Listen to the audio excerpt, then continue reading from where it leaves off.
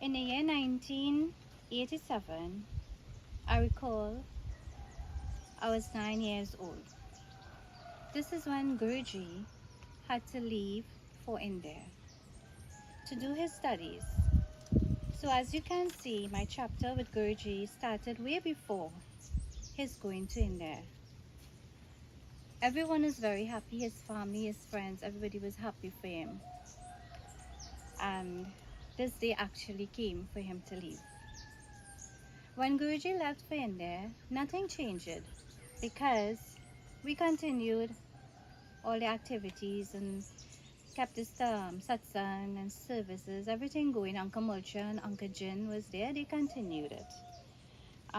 Also remember Uncle Baba Boy and Sharmala and Rohini, father and their uncle, they were also members, the older ones. So they continued with us, carrying on the temple.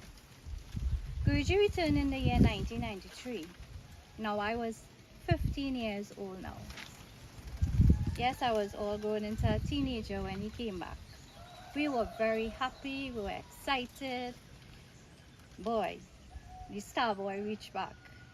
And the name given to him by his Swami was so beautiful. As we didn't welcome back Guruji, but we welcomed him back with the name Sri Ravi Bharati. Very beautiful. Now, Guruji had stepped up. We continued to have activities. Everything went on smoothly, just as he left. And when he came back, he was even more into it. And by then, we started Gita classes. We were full into the Sanskrit. Yes, I remember those days. We had Gita classes. We had now individuals who had from on the outside now used to join with us. So our group now were bigger, and joining with me, I had other teenagers joining with me and adding up to the group now. So we were bigger, we were vibrant, and we were all under the blessings and the divine teachings of Sri Ravi Bharati. Guruji had become a forefront within our dharma, and now he started to instill teachings of the Vedas to his children. Yes, children. All the children of the ashram then were Guruji's children. Every boy was his son, and every girl was his daughter. We were about 25 children then, and most of them ranging from my age, 15 below. We had Gita classes. Now the camp started, and when the camp started, we had people from all over the country coming into the camps, because now, as I said, Guruji was at a different level, very highly into the Gita and the Sanskrit, and this is what he wanted to instill in the students. And it was publicly announced that the camp was started, and people from on the outside, they would come and stay for that entire week, whereas the ones who were nearby, they will go back home and come back during the day. Our camp was stayed in, and every morning at 4 o'clock, each and every individual has to be awake. Why? Yes, I'll get to that. We had our jokes, we had our funs, but you see, when coming to classes, Guruji was very serious. He wanted to instill the values of the teaching of Sanatana Dharma within each one of his students. And he started from a very, very young age. I am one of that, so you can see. And as I say, we will get up 4 o'clock in the morning, meditation. From that, we will have to do mantras. From mantras, we'll continue with classes. And throughout the day for that week, we would do all these activities. In between we have our break, lunch, everything falls into place.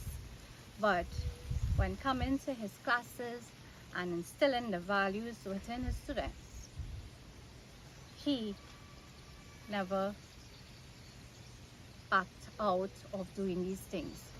He always wanted students to a certain level. So whereas I see the jokes was there, yeah, but he was very serious. Yeah, we got a lot of both, but the both we took it. Probably was vexed at that time and upset, but when you really look at it, those moments were to benefit us, to benefit the individual, the students, not Guruji. And that's one thing. I don't think it had anybody who was upset for that. And he groomed his kids within these camps. We would have campfire. Those were the best days. And of course, as I said, with serious and fun times, the girls will sleep separately in a room. We had 2 rooms separately, and the boys will be in the temple sleeping. And yes, our Guruji will plan with the girls to do some wickedness. Yeah. When the boys were asleep, we will take toothpaste and lipstick and we'll mark their face very, very quietly. And they won't even know because they saw no sleep. And yes, Guruji left the door for us to go in because he planned all this with us. Yes, he did. And in the morning, he knows nothing about it. So when the guys would get up and see their face painted, and they was like, oh gosh. So we had fun memories. I told members that we can write a book about Guruji. And I remember Pichikari competition those days. I had competed as an individual as well as the group. Guruji also, for many years, he had hosted the Pichikari competition. So he was involved so much with outside activities as well. Games and stuff, all those things took place during the camp. So within the camps and all those activities, we have met other students and individuals from other temples across Trinidad now. The Triveni Mandir, I can remember, they didn't even build that beautiful mandir right now where they have. I remember going there with Guruji to do yagya, and sometimes myself and Guruji and the drummers, Vijay and Rajesh, I do remember them. We would go and do the yagya, just we alone. And the Triveni Mandir, they were just a stage, and they had probably a little shed to the back, and that was all they had before they had built this beautiful mandir. So we were out there doing satsang. Guruji were out there doing satsang all over east, west, north, south of Trinidad, doing yagyas, doing satsang, and we as his students followed with him. We had a dress code. Yeah, our dress code was white. Our uniform, the boys used to wear the lungi with the kurta top, and the girls used to wear a dress looking with the pants, and our shawl were orange.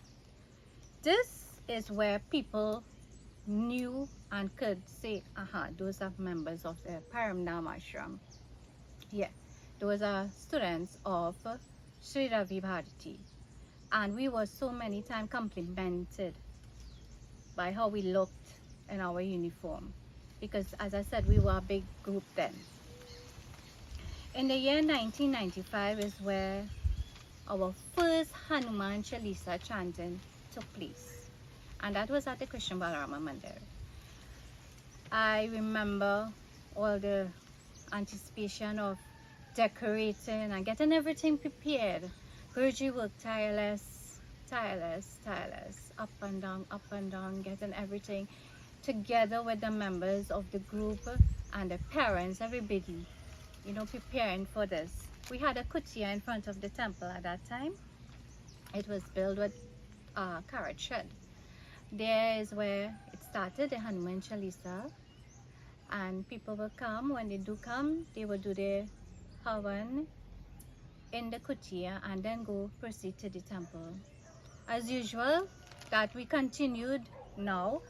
Back then we started with the groups coming in one by one, vibration, singing the Chalisa, and that happened and started at in the year 1995. So this interview, speaking about journey to Titi 1995 to 2024, is where the 30 years comes in with the Hanuman Chalisa chanting. And we continued, years went by. In the year 1997, in the midst of moving to greater heights, Guruji had a goal to achieve his own ashram. He wanted that. So in the year 1997, we moved to another site where we proclaimed the name Paramdam Ashram. And from there, we continued everything as it just moved to greater heights and success. In another video, another part, I will put forth my memories from the other sites of the Paramdam Ashram. Namaskar.